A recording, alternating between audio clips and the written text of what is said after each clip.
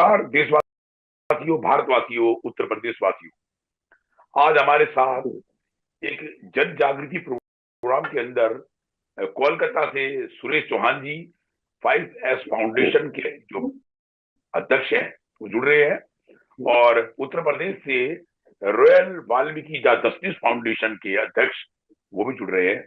मुद्दा बड़ा संगीन है और उस मुद्दे को लेकर ही आज हम जन जागृति प्रोग्राम में दोनों बुद्धिजीवी को लेकर आए हैं। स्वागत है आपका इंस्पेक्शन जी मीडिया नमस्कार। ग्रुप जन जागृति। उत्तर प्रदेश से हमारे बीच में अध्यक्ष रॉयल वाल्मीकि जस्टिस फाउंडेशन के अध्यक्ष जुड़े हुए हैं, और मैं उनसे जो नोएडा अथॉरिटी का जो मामला है, कर्मचारियों को जो उत्पीड़ना दी जा रही है उसके अंदर, एक तो नौकरी उनकी प्राइवेट है, प्राइवेट ठेकेदारी की नौकरी है, और दूसरा उनको वो सुख सुविधा नहीं मिल रही है जो मिलनी चाहिए। क्या कहना है आपका किशन जी? जी, पहले तो मैं आपके चैनल को धन्यवाद दूंगा कि जो आप इतना बड़ा सराहनीय काम कर रहे हो, दबे कुचले शोषित वंचितों की आवाज को आप उठाने का काम कर रहे हो। तो पहले तो मैं अपने दिल की गहराइयों से आपका धन्यवाद और साधुवाद देना चाहूंगा सम्मानित साथी। धन्यवाद। और और मैं बताना चाहूंगा कि जो लोग नगर निगम में हमारे छोटे लोगों के साथ में इस तरह की जो भ्रष्टाचार कर रहे हैं, पहली बात तो वो ठेकेदारी में नौकरी कर रहे हैं। दूसरी बात, उनसे मैंने सुना है कि 300 रुपए की पर्ची काटी जा रही है। फोर्थ क्लास के कर्मचारी पूरी जी तोड़ मेहनत से नोएडा शहर को स्वच्छ बनाने का काम करते हैं। उनका समय पे वेतन ना मिलना दुर्भाग्यपूर्ण है, और पूरे भारत और मैं भारतीय जनता पार्टी से बताना चाहूंगा कि पूरे निंदनीय काम है। जो पूरे भारत को स्वच्छ भारत अभियान चलाया जाता है और उन्हीं व्यक्तियों को वेतन समय पे ना मिलना बहुत दुर्भाग्यपूर्ण घटना है। दूसरी बात, जो लोग इन गरीब लोगों की 300 रुपए की पर्चियां काटते हैं, उन पे भी मैं सरकार से चाहूंगा कि उन पे शिकंजा कसना चाहिए। जो इन लोगों की हर महीने 300 रुपए की पर्ची तो काटते हैं, लेकिन इनको इनको सुख सुविधाएं कुछ देने का नाम नहीं है हमारे साथ। अध्यक्ष जी, ना तो इनका समय पे आपका भुगतान कहना, होता है। जी अध्यक्ष जी मेरी बात सुन रहे हो? बात तो आपकी ठीक है, जी लेकिन सफाई कर्मचारी की एक नौकरी, जैसे दिल्ली के अंदर दिल्ली नगर निगम है, नगर पालिका है, और बहुत सारे जी सफाई कर्मचारी काम भी कर रहे हैं, लेकिन सरकारी नौकरी जी होने के बाद उसमें इस तरीके की इतनी रिश्वतखोरी तो नहीं है। और कर कौन रहा है इसको? कर वही रहे हैं जो यूनियन के अंदर पद प्रतिष्ठा में है, वो भी सफाई कर्मचारी, लेकिन वो यूनियन का गठन करके पद प्रतिष्ठा पे बैठ के और उनका शोषण कर रहे हैं। इसके बारे में क्या कहना है आपका? मेरा ये कहना है, दोषी कोई भी हो उस पे उचित कार्रवाई होनी चाहिए। जो लोग कर्मचारी होने के बाद भी अपने ही भाइयों का गला काटने का काम कर रहे हैं, उनसे 2-3 लाख रुपए की रिश्वत लेकर उन लोगों को नौकरियों पर लगाने का काम कर रहे हैं, और फिर उन्हें अपनी मन मर्जी के हिसाब से हटाने का और जोड़ने का काम कर रहे हैं। पहला शिकंजा मैं रॉयल वाल्मीकि आर्मी का प्रदेश अध्यक्ष होने के नाते से भी कहूंगा कि हमारा संगठन बहुत मजबूती के साथ में पूरे भारत में काम कर रहा है। हमारे साथ में तमाम युवा नौजवान साथी और एडवोकेटों की टीम है, और तमाम ऐसे लोग हैं जो पढ़े लिखे लोग हैं, वो सब हमारे साथ जुड़ चुके हैं सम्मानित साथियों। तो हम कतई भी ये बर्दाश्त नहीं करेंगे। हमारे लोगों का अगर शोषण कोई करता है तो उस पर पूरी तरीके से शिकंजा कसा जाएगा और कानूनी कार्रवाई के तहत वो अरेस्ट होगा। अब इसमें बैठे जो अधिकारी हैं, जो इस प्रशासन को चलाते हैं, भारतीय जनता पार्टी की जी सरकार है, किसी का कहना भी है कि अगर ऐसी कोई उत्पीड़ना किसी को दिया जाता है तो एविडेंस के साथ प्रूफ किया जाए। अब इतने सारे एविडेंस है, कर्मचारी अपने आप से बोल रहे हैं कि ना तो हमारे को वो सुख सुविधा है जो मिलनी चाहिए, अपनी वो सफाई करने की व्यवस्था को भी खुद खरीदते हैं, और ना उनको साबुन है, ना कोई तेल है, ना कोई ड्रेस है, और प्राइवेट नौकरी होने के बावजूद 3-3 लाख रुपए की रिश्वत लेने के बाद 300 रुपए महीने की पर्ची कटवाई जाती है। ये कैसी यूनियन है? क्या इसे यूनियन का नाम दिया जाएगा? यूनियन होती है उनके सुख सुविधा के लिए, उनके कार्य प्रणाली के लिए। अगर किसी कर्मचारी को कोई पीड़ा है, कोई दुख है, तो यूनियन उसके ऊपर काम करती है, डिपार्टमेंट के लिए काम करती है। कोई अधिकारी, उच्च अधिकारी सरकार में बैठा हुआ, प्रशासन में बैठा हुआ उसकी नहीं सुनता है, तो यूनियन उसको न्याय के प्रति काम करता है। लेकिन यहां तो वो नजर ही नहीं आ रहा, सब उल्टा पुल्टा है। एक ठेकेदार मिसयूज कर रहा है और यूनियन के लोग उसके साथ मिलके उसके साथ एक घातक तरीके से मतलब उसको पीड़ा दे रहा है। तो ये आप वहां पर स्टेट में बैठे हो, royal Valmiki the justice foundation के अंदर आप कार्यरत हो, अध्यक्ष हो। आपको इस चीज का संज्ञान है नहीं, ये तो हमें नहीं पता, लेकिन हम आपसे ये जरूर कहना चाहेंगे कि अगर ये हो रहा है तो आगे की कार्रवाई इनके खिलाफ आप क्या करने जा रहे हैं सफाई कर्मचारी के हित में? हमारा तमाम संगठन और हमारी तमाम संगठन के लॉबी, हम सब लोग इनकी शिकायत भी देंगे, और अगर हमें जरूरत पड़ी तो सड़कों पे आना पड़ेगा तो हम सड़कों पे भी आएंगे इनके खिलाफ। हमारे बीच के अंदर 5S फाउंडेशन के अध्यक्ष जो शिक्षा के मार्ग को लेकर चलते हैं, नमस्कार, आपका स्वागत है जन जागृति प्रोग्राम के अंदर।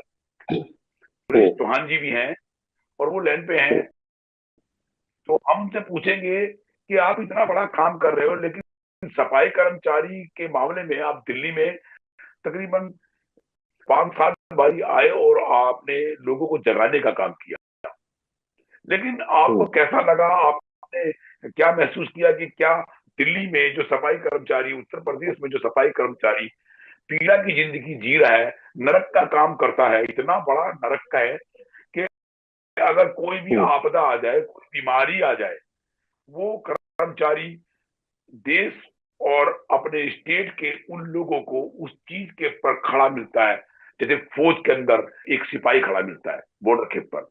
और इस बीच में रहते हुए आला अधिकारियों को और पॉलिटिकल के हाथ में चाबियां हैं जो पूरे कहीं भी उनकी तरफ से मतलब ऐसी पहल नहीं होती है कि उनको वो सुख सुविधा दे सके। तो चौहान साहब, इसके बारे में आप क्या कहना चाहोगे?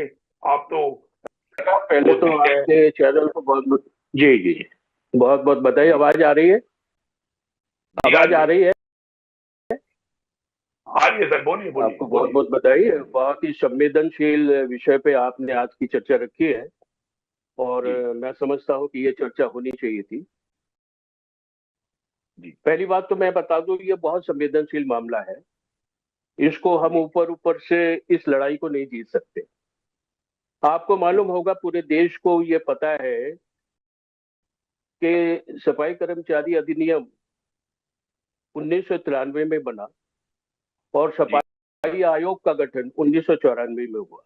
ये जो उद्देश्य था सरकार का, वो ये उद्देश्य था कि ये जो इस तबके से जुड़े हुए लोग हैं, इनकी आर्थिक, शैक्षिक, सामाजिक और उनको पूर्ण निवास के लिए जो नीतियां बनाई गई, पॉलिसी बनाई गई,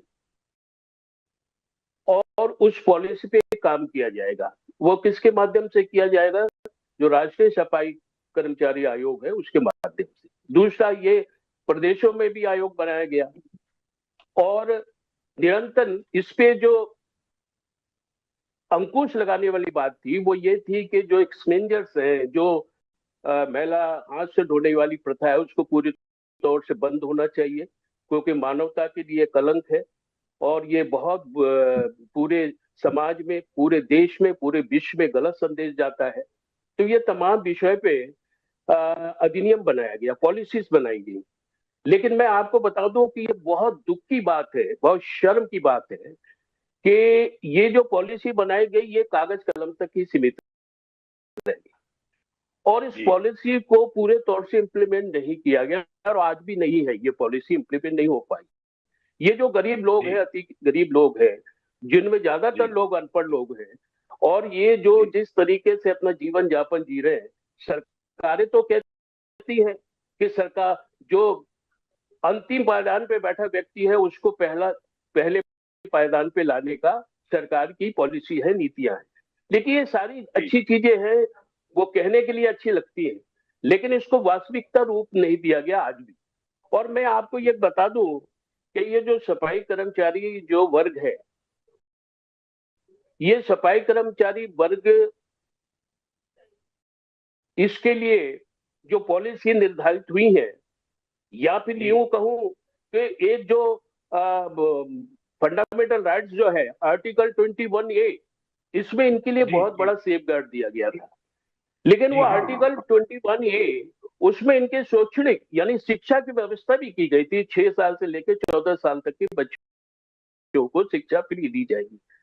लेकिन ये सारी की सारी चीजें राजनीतिक पार्टियों ने, वो कोई भी राजनीतिक पार्टी हो, हर एक राजनीतिक पार्टी ने इस वर्ग को छला है। इनका वोट तो वो चाहिए इनको, लेकिन इनकी प्रगति, इनकी उन्नति, इनको स्वाभिमान इनको नहीं बनाना है, सिर्फ इनका वोट लेना है, इनको उसी दलदल में रखना है जहां से ये उन राजनीतिक पार्टियों की तरफ देखते रहे। और आज भी निरंतर वही चल रहा है। मुझे बड़ा दुख होता है ये कहते हुए कि आज दिल्ली में मैं जब हूँ, और दिल्ली में मैं था, तो मैंने देखा कि किस तरीके से इन कर्मचारियों का शोषण हो रहा है। इन कर्मचारियों को करीब 1,000 से ज्यादा लोगों ने संगठन बना लिए, और कर्मचारियों से 2-2, 3-3 लाख रुपया लेके, और कॉन्ट्रेक्चुअल ठेके पे, और उसका कोई भरोसा नहीं है कि उनको वेतन मिलेगा या नहीं मिलेगा। वो कर्मचारी जो नीडी है, जिसको जरूरत है रोजगार की, वो कहीं से भी कर्ज लाकर अपनी जमीन बेचकर, अपना गहना बेचकर इनको देता है। इन जो समाज के जो ये चीटर है, मैं इनको चीटर करूंगा। ये जो लोग जो ठग है, जो पूरे देश में घूम रहे हैं, ये सिर्फ दिल्ली का विषय नहीं है, ये पूरे देश का विषय है। और इस देश में जिस तरह से सफाई कर्मचारियों का शोषण हो रहा है, और शोषण कौन कर रहा है? ज्यादातर वो लोग कर रहे हैं जो इस समाज से ही है। यानी इस समाज के लोग ही संगठन बनाते हैं और वो ही उनका जाके शोषण करते हैं। और कुछ लोग तो अब नए तरीके से इनको शोषण करने के लिए कुछ अलग लोग भी आ गए, यानी सर्वन जातीय के लोग भी आ गए, जो आकर और इसको उन्होंने एक व्यवसाय बना लिया कि ये गरीब लोगों को, इन स्वर्ण जाति के लोग उन्हीं का तो मिसयूज कर रहे हैं, जो यूनियन बना के बैठे हुए हैं। वो क्यों जाकर यूनियन बना? यूनियन एक माध्यम है, कर्मचारी की आवाज का एक माध्यम है। मैं आपको ये बता दूं कि स्वर्ण जाति, मैं तो ये कहता हूं कि स्वर्ण जाति का काम में हमारा शोषण करना, वो तो करेंगे, लेकिन जो हमारे लोग हैं, जो हमारे अपने हैं, जिन पे हमें अगाध विश्वास है, जिन पे हमने भरोसा किया, जो यूनियन बना के बैठे हुए हजारों की तादाद में, उन कर्मचारियों को किस तरीके से उनका शोषण हो रहा है। मैं आपको बता दूं कि कई केसेस मेरे पास आए थे, उनमें ऐसे केस तो डेथ केस, यानी जो व्यक्ति कर्मचारी काम करते करते जिसकी मृत्यु हो चुकी, यानी कंपनसेशन ग्राउंड, यानी डेथ केस जो है, उस पे उसके जो डिपेंडेंट फैमिली मेंबर है, उसको नौकरी मिलनी चाहिए, लेकिन मैं आपको बता दूं उसको तो नहीं मिलती। वो कहीं तीसरे व्यक्ति को खोज के ले आते हैं, और उसी का नाम, उसका सब कुछ वो बायोडाटा देकर वो तीसरा व्यक्ति काम करता है, वो नहीं करता। यानी आप ये समझ लीजिए कि सरकार भी आंख मूंद कर है, क्योंकि सरकार को क्या चाहिए? सरकार अगर इस विषय पे मॉनिटरिंग करती, यानी इसकी अगर सही तरीके से समीक्षा करती, तो ऐसे जो ये दुष्ट लोग हैं, जो हमारे समाज के गरीब और नीचे तबके के लोगों को जो ठग रहे हैं, ये आज जेल के सलाखों में होते, लेकिन सरकार भी चुपचाप बैठी है। सरकार में जो बैठे नुमाइंदे हैं, उनको भी कुछ कहीं ना कहीं लाभ मिल रहा है। लेकिन ये बहुत संवेदनशील मामला है। मैं आपको बताऊं, आपने बहुत अच्छा विषय छेड़ा है, और मैं और जो आज के आपके चैनल के और वक्ता उनकी बात सुन रहा था, बहुत अच्छा, वो भी इस विषय को काफी गंभीरता से उन्होंने लिया और उन्होंने भी कहा।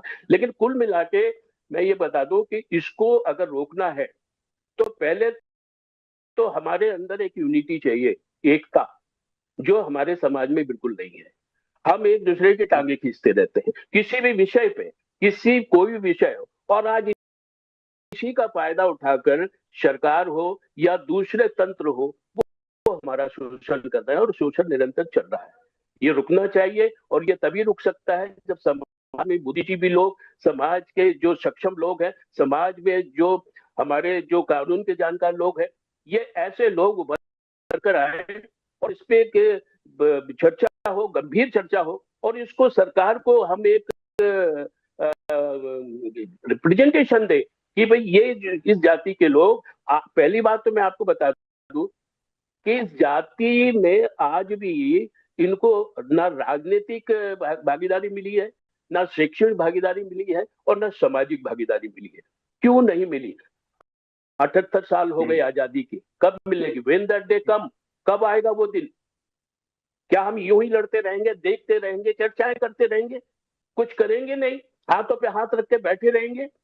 मैं कहता हूं कि इस पे बहुत गंभीर विषय है। इस विषय को जो आपने आज छेड़ा, मैं आपको धन्यवाद दूंगा कि आपने बहुत गंभीर विषय छेड़ा है। और सरकार को हमने इमीडिएटली, चाहे वो राज्य सरकार हो, चाहे वो केंद्र की सरकार हो, हमने सरकार के नुमाइंदे से मिलना है, क्योंकि ये हमारा वोट लेकर प्रधानमंत्री बनते हैं, हमारा वोट लेकर ये मुख्यमंत्री बनते हैं, हमारे वोट लेकर ये कैबिनेट मिनिस्टर बनते हैं। लेकिन जब ये बड़े बड़े वादे करते हैं, जब बड़े बड़े कमिटमेंट करते हैं, और जब देने की बात आती है, तो सबसे पहला शोषण हमारा होता है। आज भी हमारा समाज 95% समाज हमारा उसी दलदल, उसी गरीबी और उसी अनपढ़ता, उसी अक्षरता में ही पड़ा हुआ है। तो ये बहुत अच्छा विषय है, और मैं चाहूंगा, बोलिए। सुरेश जी, मैं एक बात से आपको रूबरू कराना चाहता हूँ। बात बड़ी गंभीर है, आपने उसको सक्षमता से लिया भी और उसका उदाहरण भी दिया। और अध्यक्ष भी बैठे हुए हैं उत्तर प्रदेश के, जो रॉयल वाल्मीकि जस्टिस फाउंडेशन के। मैं एक बात कहना चाहता हूँ, जब 1950 के अंदर संविधान के तहत 3 कैटेगरी में ओबीसी और एससी और एसटी जातियों को बांट दिया गया, और उसके ऊपर जो दलित समाज के, जिन्हें दलित कहा जाता है, दलित समाज के जो महापुरुष हैं, उन्होंने काम भी किया, जैसे बाबा साहब अम्बेडकर, सावित्रीबाई फुले, ज्योतिराव फुले, इन सब लोगों ने काम भी किया और देश को, मुल्क को लेके आए। और यहाँ पर लाने के बाद इनकी संख्या भारी हो गई। तो बाबा साहब अम्बेडकर की तो मेहनत पे और उन महापुरुषों की मेहनत पे तो साफ दिखाई दे रहा है, आप ही के लोगों ने पानी फेर दिया। जब इनकी संख्या कम है, आपका कहना है कि आप लोगों ने सपोर्ट किया, इनकी संख्या कम नजर आ रही है। और ओबीसी में जितनी भी जातियां जो बांटी गई, एससी में जितनी जाति बांटी गई, जो अति पिछड़े एसटी में तो बांटी गई, तो इनकी संख्या बहुत सारा है। इन्हीं सब चीजों को देखते हुए उस समय पे जब कोई सुख सुविधा नहीं हुआ करती थी, कितना झेला होगा उन महापुरुषों ने। आज तो आपके पास सोशल मीडिया है, आपके पास व्हाट्सएप है, आपके पास मोबाइल है, तुरंत आपके पास, उस टाइम तो बैलगाड़ी भी बड़ी मुसीबत से मिलती थी और अछूत परंता। तो कहने का मतलब ये, इतनी पोजीशन पाने के बाद भी आप तीनों कैटेगरी का जो हिसाब किताब है, सत्ता में तो फिर भी वही वो लोग हैं। सवाल इस चीज का नहीं है कि आप लोगों को जागृत किसी ने नहीं किया, आप जैसे महापुरुष जागृत कर रहे हो। आप 10 बारी महाराष्ट्र से, कोलकाता से दिल्ली में आते हो, लेकिन वो काम होने नहीं जा रहा जिसमें पाबंदी लगे, अंकुश लगे। तो जरा सोचिए, आपकी संख्या भारी होने के बाद भी जो आपको परोसा गया, आप उससे वंचित। आप सत्ता के अंदर देखिए, वही लोग बैठे हुए हैं सत्ता में जिन्हों को इस चीज की जरूरत नहीं थी, जिनको अधिकार नहीं था, आरक्षण का अधिकार उनको नहीं है ना। तो आप बताइए कि इतना होने के बावजूद भी आप पीछे क्यों? आप कहते हो जी 15% और 75% का आंकड़ा है। अगर 75% और 15% का आंकड़ा है, जो उन महापुरुषों ने आपके लिए काम किया, उनकी तो मेहनत बेकार होगी ना। बाबा साहब अम्बेडकर को सराहते हैं, उनकी नक्शे कदम पर चलते हैं, और लोग कहते भी हैं इस चीज के बारे में कि जो भी कुछ मिला है, जो पोजीशन दी गई है, वो बाबा साहब अम्बेडकर की वजह से, उनके संविधान की, उनके कानून व्यवस्था की वजह से है। लेकिन वो क्या रहा है, मैं इसमें 2 बातें आपको कहना चाहूंगा। आपने बहुत अच्छा विषय मुझसे किया है। पहली बात तो, बाबा साहब आज के दौर में, बाबा साहब को सब मानते हैं, लेकिन बाबा साहब की कोई नहीं मानता। बात समझ है मेरी? यानी बाबा साहब को अपने मतलब के लिए सब इस्तेमाल करते हैं, लेकिन जब बाबा साहब के आदर्शों को, या उन्होंने इस देश में जो कानून बनाया या जो संविधान बनाया, उसका ज्ञान किसी को नहीं है।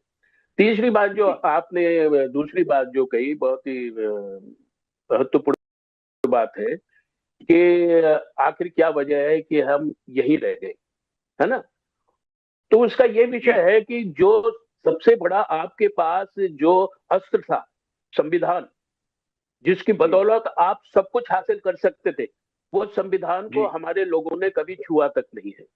यानी जिस देश में है आप, अगर उस देश के नियम कानून को, अपने अधिकारों को नहीं पढ़ेंगे, नहीं जानेंगे, तो अधिकार मांगेंगे कैसे, है ना। और मैं एक बात बता दूं, सफाई कर्मचारी, ये जो सफाई कर्मचारी एक्ट, सफाई कर्मचारी एक्ट 1976 में बन गया था, और एक्ट बनने के बाद जो दो सुप्रीम कोर्ट के दो वरिष्ठ जो जस्टिस थे, उनके देखरेख में कानून बना, और बनने के बाद उन्होंने ये पारित किया कि सफाई कर्मचारी जो है पूरे देश में जिस भी संस्था में है, चाहे वो नगर निगम में हो, चाहे भारत सरकार की संस्था में है, चाहे राज्य सरकार की संस्था में हो, 100 दिन से ज्यादा यानी 90 दिन से ज्यादा अगर कंटिन्यू किसी संस्था में ठेके में अगर ये काम करते हो, 90 दिन पूरा होता है, तो ये उस संस्था में परमानेंट होने का अधिकार रखते हैं। आप मुझे बताइए, जितनी यूनियन है, मैंने तो आज तक यूनियन के मुंह से नहीं सुना, ये पॉलिसी उनको पता ही नहीं है, जानते ही नहीं है, और जानते भी हैं तो इसको बताने की कोशिश नहीं करते, क्योंकि उनकी फिर उनका जो ये जो लोगों को ठग रहे हैं, ये ठगना बंद हो जाएगा। पहली बात तो देखिए, मैं आपको बताऊं कि पहले तो आपने अपना अधिकार पढ़ना है, फंडामेंटल राइट्स, मौलिक अधिकार क्या है, what is the fundamental rights, ठीक है। दूसरा, आपने कॉन्स्टिट्यूशन पढ़ना है, संविधान जानना है, क्योंकि लड़ाई तलवारों से नहीं होगी, लड़ाई मुक्कों से नहीं होगी, लड़ाई कलम से होगी, कानून से होगी, दिमाग से होगी, बुद्धि से। तो ये बुद्धि की लड़ाई अगर आपने लड़नी है, तो हमारे बच्चों को पढ़ना होगा, लिखना होगा, आगे बढ़ना होगा। इसलिए 5S फाउंडेशन का ये संकल्प है कि हर घर में बच्चे शिक्षित हों, क्योंकि जब आप शिक्षित होंगे तो ही आप इन चीजों को समझ पाएंगे। आज जो ये चारों तरफ शोषण हो रहा है, उसका मूल कारण है अशिक्षितता, यानी जो निरक्षरता है, उसका मूल कारण है। अगर हम शिक्षित होंगे तो अपने अधिकारों को जानेंगे। कोई हम ये नहीं कह सकता कि मुर्गे की 4 टांगे होती है, अगर हम शिक्षित होंगे तो ये बता सकते हैं मुर्गे की 2 टांगे। तो यही विषय है, और ये कई ऐसे विषय हैं जिनको लेके मैं समझता हूं कि समाज को बैठना चाहिए, चिंतन करना चाहिए, आपस में गैरबाजी ना करें, किसी तरीके का कोई युगो प्रॉब्लम ना लाएं, सब इकट्ठे बैठे, सब लोग बैठे और बैठ के इस पे बहुत ही गंभीरता से चिंतन करें। यह समस्या का समाधान अगर अभी ना हुआ तो कभी नहीं होगा, क्योंकि 80 साल होने के आ गए आजादी में, हर एक जातियां प्रगति और उन्नति की राह पे तीव्र गति से आगे बढ़ रही है, सिर्फ हम जहां बैठे थे वहीं पे बैठे। तो ये हमारे लिए सबसे ज्यादा शर्म की बात। जी किशन जी सुन रहे हैं मेरी बात को? आवाज आ रही है? जी, मैं क्वेश्चन करना चाहता हूं आपसे कि जो दिल्ली नगर निगम का मामला और दिल्ली नगर निगम का जो मामला है, और नगर पालिका का जो दिल्ली में है, और उत्तर प्रदेश के अंदर ये नोएडा अथॉरिटी का जो मामला है, वहां पर हम गए, हमारी टीम गई, मैं खुद भी गया वहां पर, जाके मैंने पिक किया उसको, देखा, कर्मचारियों से मिला। वहां पर इतनी उत्पीड़न है, अभी प्रदूषण का मामला चल रहा है, सरकार त्राहिमाम मचा रही है कि सांस लेने में दिक्कत हो रही है, बीमारियां फैल रही है, विजिबिलिटी मतलब इतनी बुरी नजर आ रही है कि आप सोचिए प्रदूषण के मामले को लेके। लेकिन वहां पर बैठा हुआ एक उच्च अधिकारी, उससे हम मिले, उसका हर दूसरा सवाल कहना, यानी कर्मचारी गलत है, ठेकेदार ठीक है, यूनियन ठीक है। तो यूनियन के अंदर एक व्यक्ति विशेष है जिनका नाम है बबलू पारचा, मतलब इतना बड़ा नेता हो गया है वो सफाई कर्मचारी के पद के पर। आप सुन रहे हैं मेरी बात को? मैं सुन पा रहा हूँ सर, बिल्कुल सुन रहा हूँ। सफाई कर्मचारी के पद पे है, लेकिन अगर कर्मचारी से हमने पूछा तो कर्मचारी हमें स्पष्ट दे रहा है, बता रहा है कि देखिए जी, हमको अगर कहीं पे कोई जानवर यानी कोई डॉग्स मर जाए, कोई कुत्ता मर जाए, और हम उसको उठाने के लिए जाए तो हमें स्मेल आती है, बदबू आती है, उसके लिए हमारे लिए कोई इक्विपमेंट्स नहीं दे रखे हैं, हमारे को कोई सुविधा नहीं दे रखी है, हमें उस कुत्ते को उठाना है, फूला हुआ कुत्ता है, सड़ा हुआ कुत्ता है, मरा हुआ कुत्ता है, और वो ठेकेदार और वो यूनियन में बैठे वही सफाई कर्मचारी के पद पे जो यूनियन में कार्यरत होते हैं, रजिस्ट्रार से यूनियन का रजिस्ट्रेशन करवा लेते हैं, फिर वो उन्हीं कर्मचारियों का शोषण करते हैं। तो अगर वो दारू पी के, शराब पी के, नशे में होके उसको उठाने के लिए जाते हैं तो फिर उनकी तनख्वाह काट दी जाती है। आप पूछिए कि अगर वो यूनियन का सफाई कर्मचारी जो अध्यक्ष बन के बैठ गया है या कोई किसी और पद पे बैठ गया है, अगर उससे कहा जाए कि तू अपनी यूनियन के रहते तो यूनियन चला, उससे कोई ऐतराज नहीं है, लेकिन काम तो तुझे भी करना पड़ेगा। तो वो आला अधिकारी उनसे काम नहीं लेते हैं। यूनियन का मतलब ये नहीं है कि वो यूनियन बना ली तो अपने काम से परे होंगे। काम क्यों नहीं करते? कर्मचारी ने बोला कि भाई अगर जैसे हम हैं, हम काम करते हैं तो उन्हें भी काम करना चाहिए। तो इतना डिफरेंस क्यों है? उत्तर प्रदेश में, नोएडा की बात कर रहा हूं, आपके नक्शे में आता है। आप रॉयल वाल्मीकि दास जस्टिस फाउंडेशन के उत्तर प्रदेश के अध्यक्ष हैं। आप बताइए कि इसके ऊपर कैसे अंकुश लगेगा, कैसे तंज लगेगा जब कर्मचारी होके यूनियन बना लेते हैं और उन्हीं कर्मचारियों का शोषण करते हैं। और उनमें घबराहट देखिए किशन जी, उनमें घबराहट देखिए, वो डर रहे हैं हमारे को इंटरव्यू देते हुए कि आज हम आपको इंटरव्यू दे रहे हैं तो हमारा कैसा होगा। उसके बारे में आप क्या कहोगे? मैं आपके चैनल के माध्यम से बताना चाहूंगा कि हमारा जो रॉयल वाल्मीकि का संगठन है, उसके राष्ट्रीय अध्यक्ष हमारे केसी बेनीवाल साहब हैं, जो कि जी। पेशे से एडवोकेट हैं और जी। बहुत मजबूत तरीके से शोषित वंचितों की लड़ाई लड़ने का काम करते हैं। जी। हमारी एक रॉयल वाल्मीकि का पूरा संगठन, प्रतिनिधित्व मंडल और तमाम हमारे शिक्षित वर्ग के लोग इस मुद्दे को बड़ी मजबूती के साथ में उत्तर प्रदेश के मुख्यमंत्री योगी आदित्यनाथ से हम लोग इस विषय पे गहन चर्चा करेंगे और वार्ता करेंगे कि आप लोगों ने इनकी वोट लेके जो पूरे भारत में गवर्नमेंट बनाई है, आपने इनके लिए क्या सोचा है। तो हम ये चाहेंगे कि हमारा पूरा संगठन योगी आदित्यनाथ से मुलाकात करके इनके विषय में, इनकी गंभीर विषय में बात करेंगे। और अगर हमारी बातें नहीं मानी गई तो हमारा संगठन सड़कों पे आने का काम करेगा। किशन जी, मैं आपको ब्रेक के मत लूंगा। इसमें 10 या 15 मिनट का ब्रेक है। मैं आपको दोबारा से जोड़ूंगा। मैं जब तक के लिए आपको धन्यवाद करता हूँ। जय हिंद, जय भारत, जय भीम, वंदे मातरम। समाज में हो रहा भ्रष्टाचार हम कराएंगे रूबरू। शासन और प्रशासन में बैठे जनप्रतिनिधि जिन्हें जनता चुन के लाती है, हम दिलाएंगे जनता का अधिकार संविधान के तहत। अपराधी चाहे प्रशासनिक हो या शासनिक, हम करेंगे उनकी खोज और करेंगे पड़ताल संविधान के तहत। सबके लिए समान, सबके लिए बराबर। जन जागृति प्रोग्राम में आपका दोबारा से स्वागत है।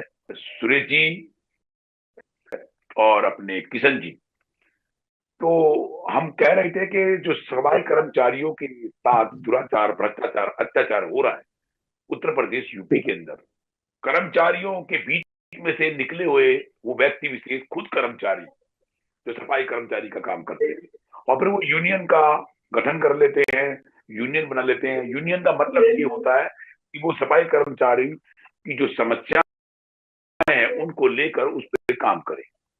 लेकिन वहां पर ऐसा नजर नहीं आया। सफाई कर्मचारियों का खुद वो यूनियन के पद प्रतिष्ठा पे रहने वाले विशेष लोग उनको उत्पीड़ना दे रहे हैं, उनके साथ भ्रष्टाचार कर रहे हैं।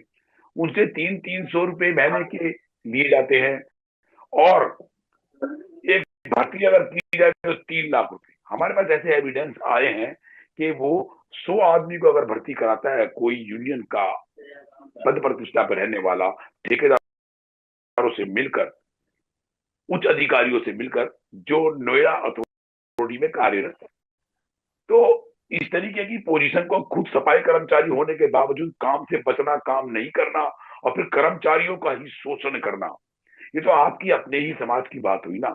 उनके पर अंकुश लगाने का मामला कैसे होगा?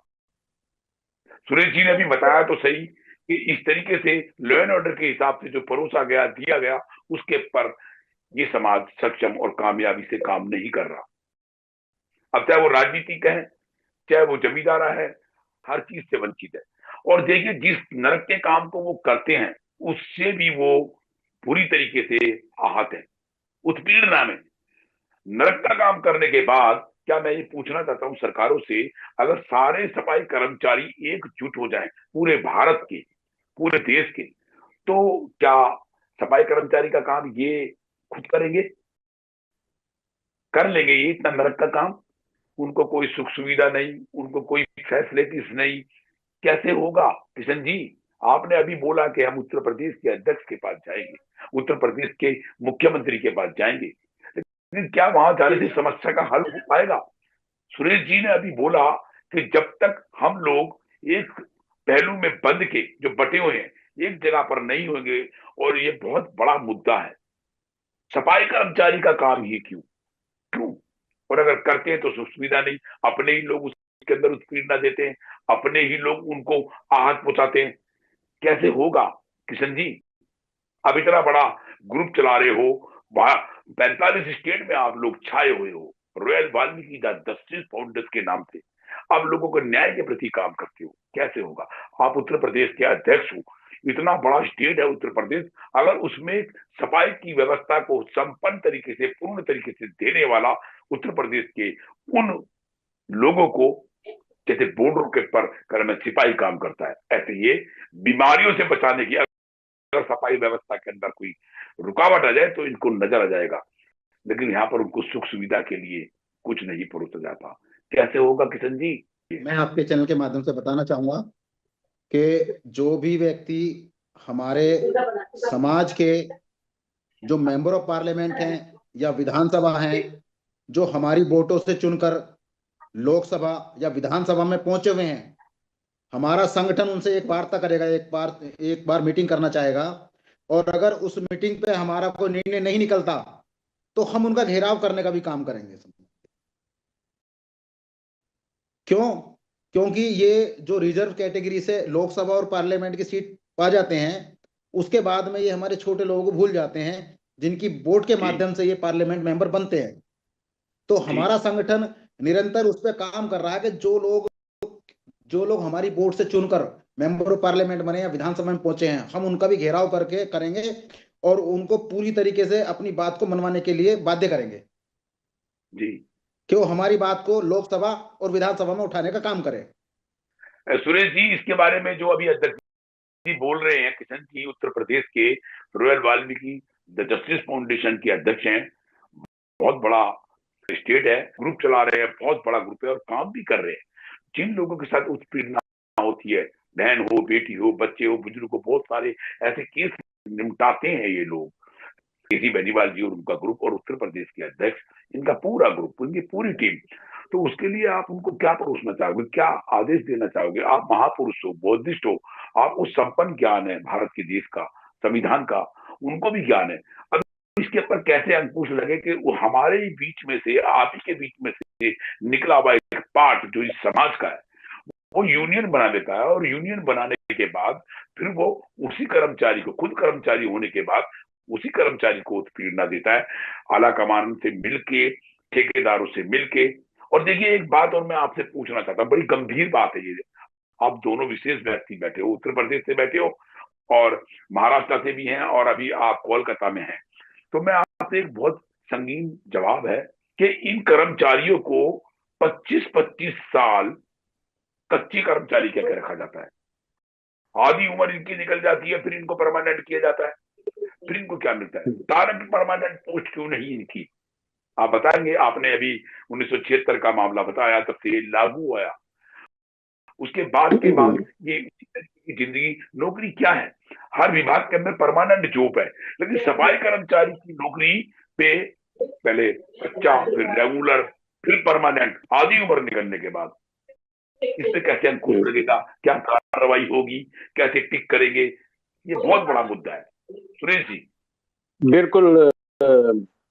देखिए, मैं तो एक चीज कहना चाहूंगा, अभी पैनलिस्ट पे, आपके पैनल पे बैठे हुए किशन जी ने एक सवाल किया कि हमारे छोटे लोग, तो पहले तो मैं बता दूं, किशन जी जाने या अनजाने में, या हो सकता है उनको इस शब्द का ठीक इनकी शब्द की परिभाषा नहीं पता होगी, हम छोटे नहीं है कहीं से भी, हम वंचित हैं, पीड़ित हैं, छोटे नहीं है। वंचित? छोटे कैसे?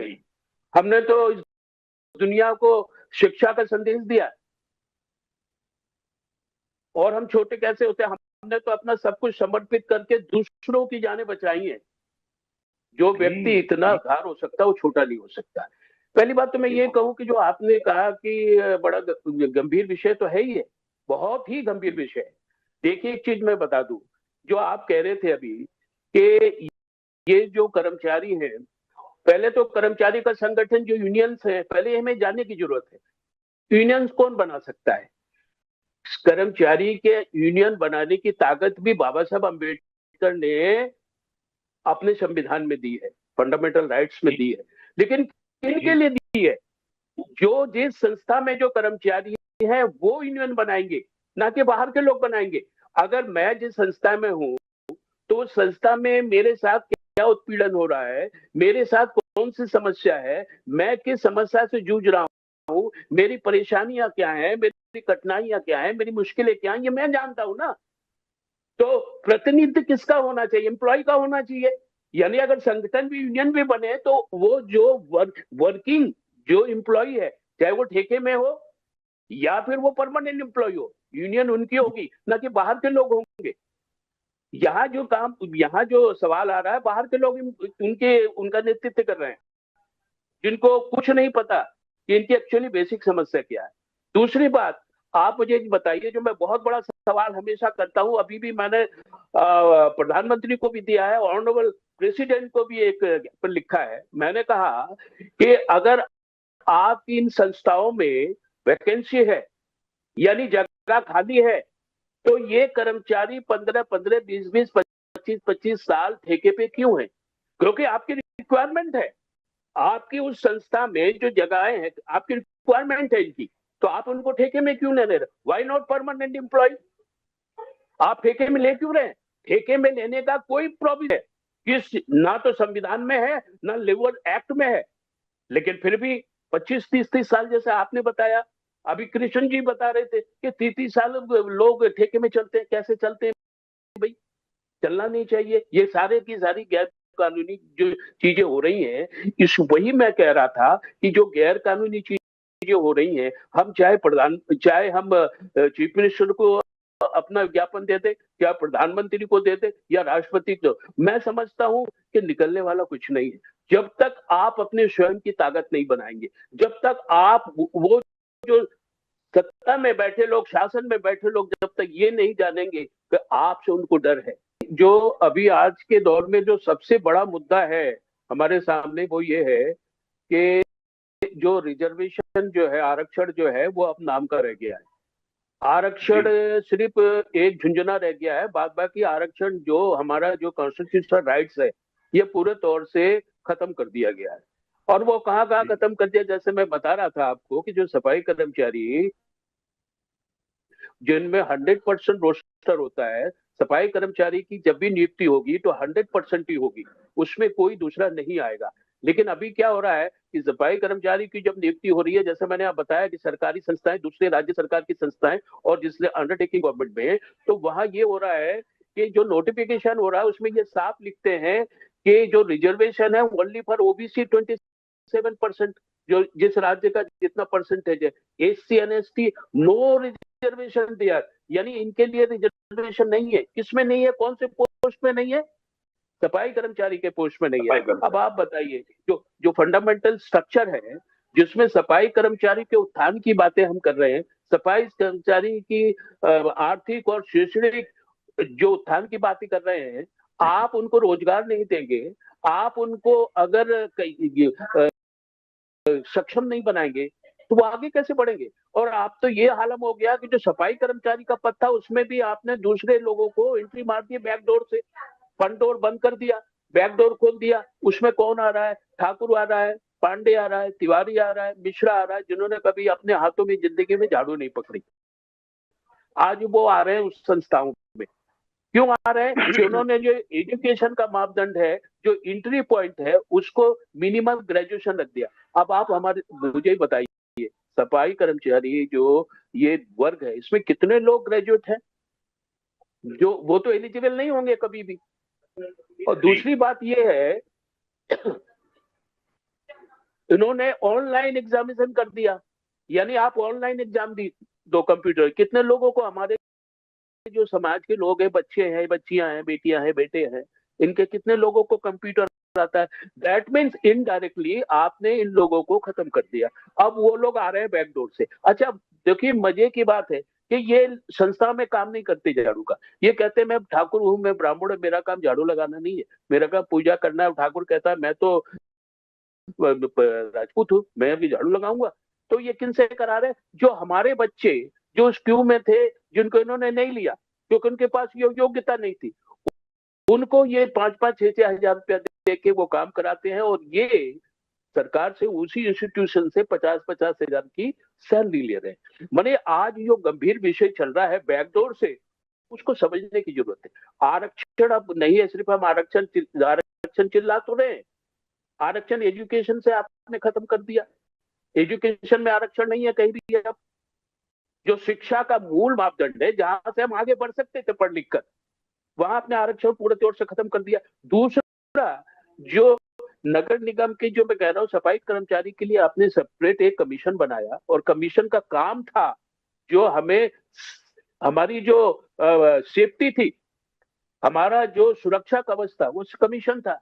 उसको मॉनिटरिंग करनी चाहिए थी, उसको समीक्षा करनी चाहिए थी कि समाज में, इस वर्ग में क्या क्या हो रहा है, और वो समीक्षा करके अपनी रिपोर्ट ऑनरेबल प्रेसिडेंट और प्रधानमंत्री को सबमिट करेगा। ये है कमीशन का काम। लेकिन कमीशन में कौन लोग आते हैं? वो अनपढ़ लोग आते हैं।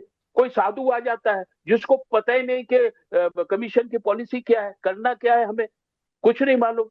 वहां जो लोग आते हैं वो इस माइंडसेट से आते हैं कि चलते हैं वहां कुछ पैसे कमाएंगे। अब आप बताइए, समाज जाएगा तो जाएगा कहाँ? कमीशन इतना बड़ा आपने जो फेडरल स्ट्रक्चर बनाया, कमीशन को इतनी बड़ी ताकत दी, आज वो जीरो है। स्टेट में भी कमीशन जीरो है। तो कुल मिला के जो आप बात कह रहे हैं, उसका जो मूल कारण, जो हमारा शोषण होने का कारण है, कि सारे जितने संविधानिक जो संस्थाएं जो हमारे लिए खोली गई थी, हमारा जो कॉन्स्टिट्यूशन, जो हमारा स्ट्रक्चर था, हमारा राइट था, वो सब आस्ते आस्ते खत्म कर दिया जा रहा है। तो हम लोग क्या है, मैं आपको फ्रैंकली बोल रहा हूँ, यहाँ बैठ के मुझे बोलते हुए कोई दुख नहीं होता। हम आज भी अंधकार में जी रहे हैं और हम आपस में लड़ते रहते हैं। वो कहता है मैं बड़ा, वो कहता है। आपको मालूम होना चाहिए कि इस देश में 1 लाख से ज्यादा हमने संस्थाएं खोल ली है, but they are good for nothing. उनको पता ही नहीं है करना क्या है। कई संस्था तो ऐसी है, 90% संस्था जो रजिस्टर्ड नहीं है, जो भारत सरकार से पंजीकृत नहीं है, ऐसी खोल ली। 5-5 लोग मिलके बड़े बड़े टीका लगा के, और कोई कहता मैं राष्ट्रीय अध्यक्ष हूँ, कोई कहता मैं राष्ट्रीय महासचिव, यही चल रहा है। अब अल्टीमेट समाज का कोई कल्याण कैसे होगा जब तक हम एक जगह नहीं बैठेंगे, एक दूसरे का विचार, एक दूसरे का जो सुझाव है उसको लेके असेंबल करके तब एक बहुत बड़ी शक्ति पैदा कर सकते हैं। लेकिन वो हम करेंगे नहीं, क्योंकि सबको अपनी अपनी संस्था जो बड़ी लगती है। हम बड़े, वो छोटा, वो बड़ी, वो छोटा। बाबा साहब ने 3 मंत्र दिए थे, शिक्षित बनो, संगठित हो और संघर्ष करो। तो जब हम संगठित नहीं होंगे तो संघर्ष किस बात का है? मैं आपसे जो गंभीर बातें कह रहा हूँ, ये गंभीर विषय है। ये बिल्कुल टुकड़ों में बंटते हैं साहब, और अब तो दूरबीन से देखना पड़ता है हमें। हम इतने टुकड़ों में आ गए, और इसलिए हमारी ना तो सामाजिक हिस्सेदारी सुरक्षित है, ना हमारी सामाजिक हिस्सेदारी सुरक्षित है, ना हमारी इकोनॉमी की हिस्सेदारी सुरक्षित है। कुछ सुनिश्चित नहीं है। हम भटक रहे हैं अंधकार में, करना क्या है किसी को नहीं पता। तो ये मिला के जो गंभीर विषय आपने आज छेड़ा है, that is I am great to salute to you, कि आपने बहुत गंभीर विषय लिया है और इस पे जल्दी तो कोई चर्चा नहीं करना चाहता। आम मीडिया इसको चर्चा क्यों करे भाई? हम जैसे लोग, हम जैसे वर्गों की चर्चा वो क्यों करेंगे? क्या पर्दा उनको? लेकिन आपने बहुत गंभीर चर्चा ली है, और मैं समझता हूँ कि ऐसी चर्चाएं आप निरंतर करते रहे। इससे समाज में जागृति आएगी, समाज में एक नई तरह की चेतना आएगी। और ये जो आपने विषय पहली वाली बात कही थी कि क्यों नहीं हो रहा है, ये क्यों इसीलिए नहीं हो रहा है, जो कॉन्स्टिट्यूशन बॉडी का जो रिजर्वेशन, जिनके ऊपर जिम्मेदारी थी आयोग की, जिनको ये सब करना था, वो बिल्कुल अब ये कह दीजिए कि राम भरोसे है, उनको कुछ आता नहीं। अब तो है ही नहीं कमीशन, खाली पड़ा हुआ है। अच्छा, कमीशन भी अब योग्य लोगों को नहीं दिया जाएगा। सरकार में कुछ ऐसे कार्यकर्ता है जो नाराज है, भाई नाराज मत हो, जाओ वहां बैठ जाओ। अच्छा, उसको आता है नहीं आता है कोई नहीं। और अब तो जो सफाई कर्मचारी आयोग था, एक अंडरस्टैंडिंग थी कि वहां पे सिर्फ इसी समाज के लोग ही जाएंगे, अब वो भी खत्म कर दिया। अब वो भी जा रहा है, दूसरे भी जा रहा है, ये भी जा रहा है, जिनको कुछ पता ही नहीं है करना क्या है। तो that is a main thing. ये बहुत बड़ी समस्या है और ये चारों तरफ से हमें घेरा जा रहा है।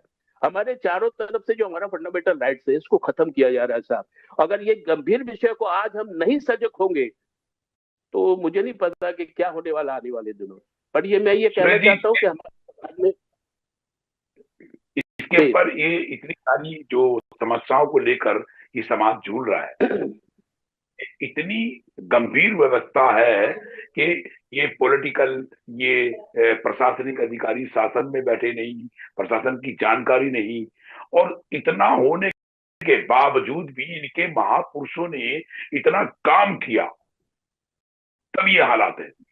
तो इसमें इन सब चीजों पे अंकुश कैसे लगाया जाएगा, कैसे इन लोगों को एक मुट्ठी में बांधा जाएगा, बहुत बड़ी चैन है, छोटा काम नहीं है।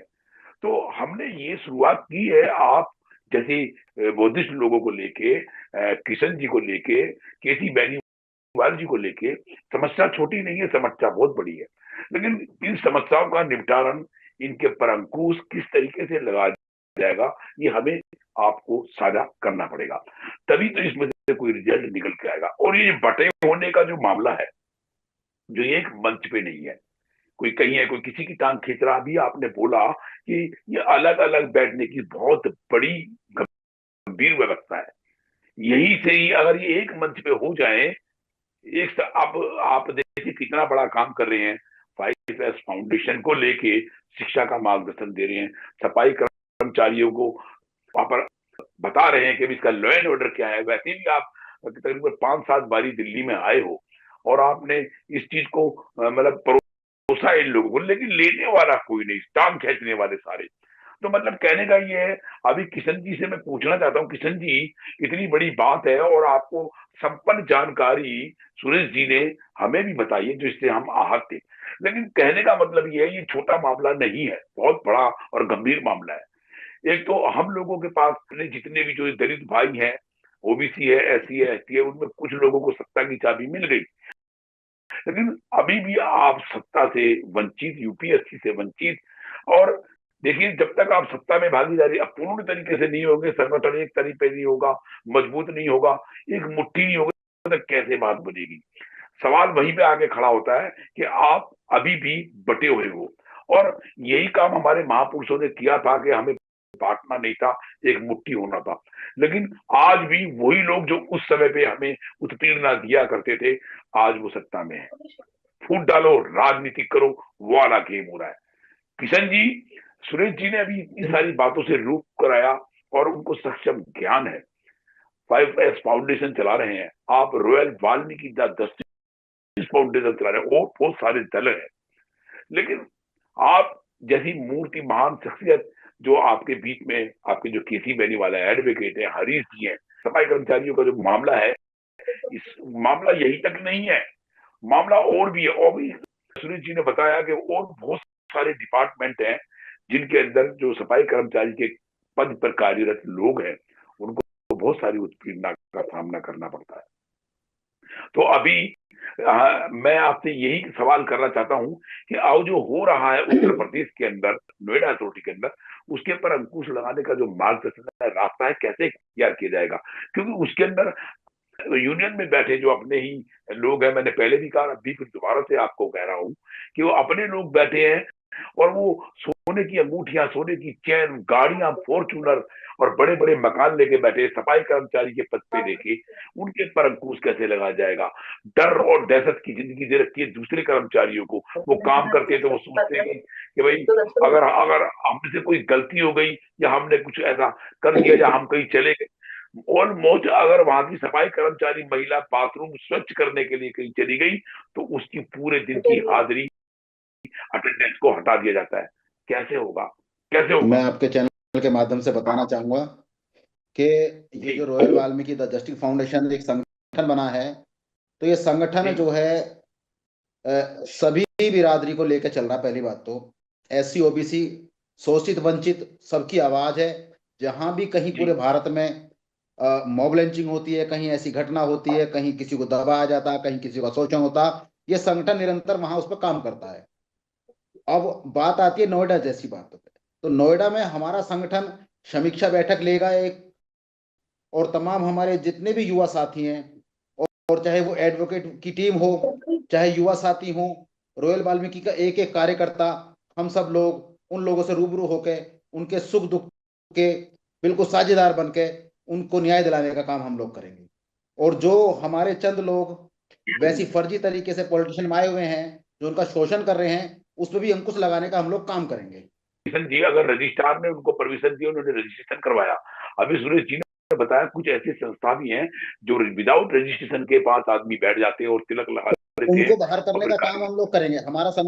हमारा संगठन वहां के जो सीईओ से मिलके वो जो संगठन जो हमारे शोषित लोगों का उनका जो शोषण कर रहे हैं उनको बाहर करने का हम लोग काम करेंगे। जो भी नगर निगम नगर इकाई की जो नेतागिरी कर रहे हैं और लोगों का शोषण कर रहे हैं निरंतर, उन्हें वहां से फील्ड से बाहर करने का भी काम हमारा संगठन करेगा। जी जी। एक बबलू पारचा सफाई कर्मचारी है, और ऊपर एक गौरव बंसल जी बैठे हैं जो सीनियर मैनेजर है।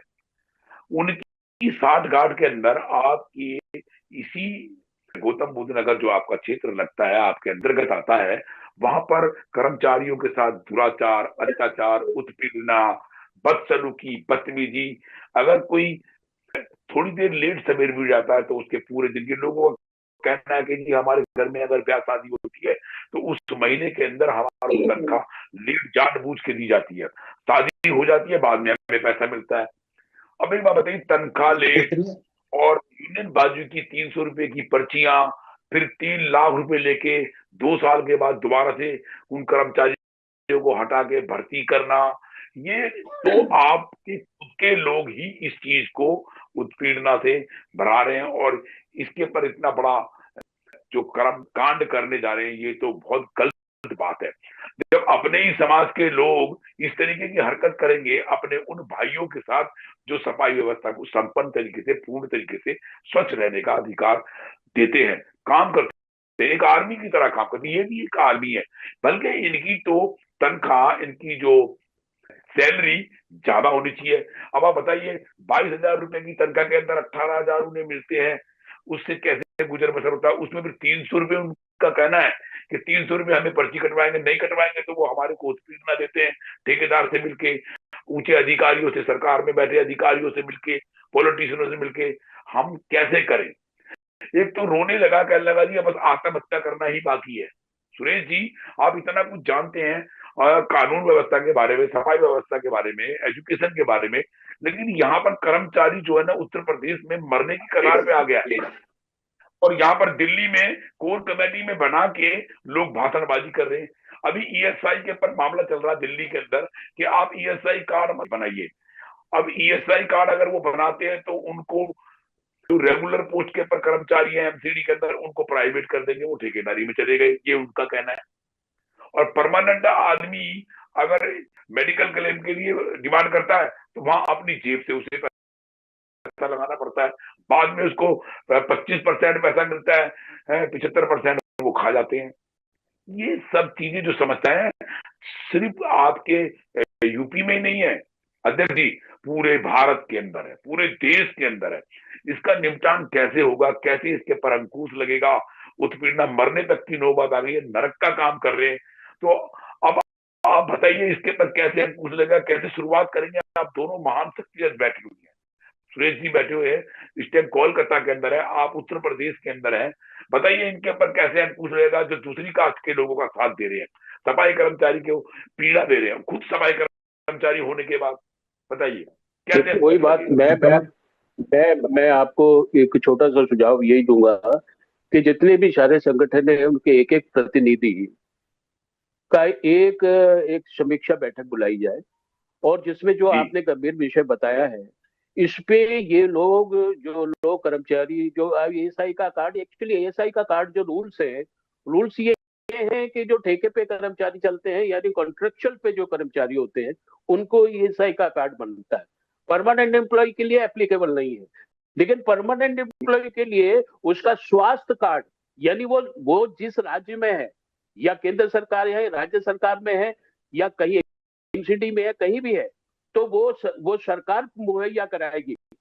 पूरी जो उनके जो स्वास्थ्य का जो भी आय व्यय होगा, जो भी खर्च होगा, वो संस्था पे करेगी।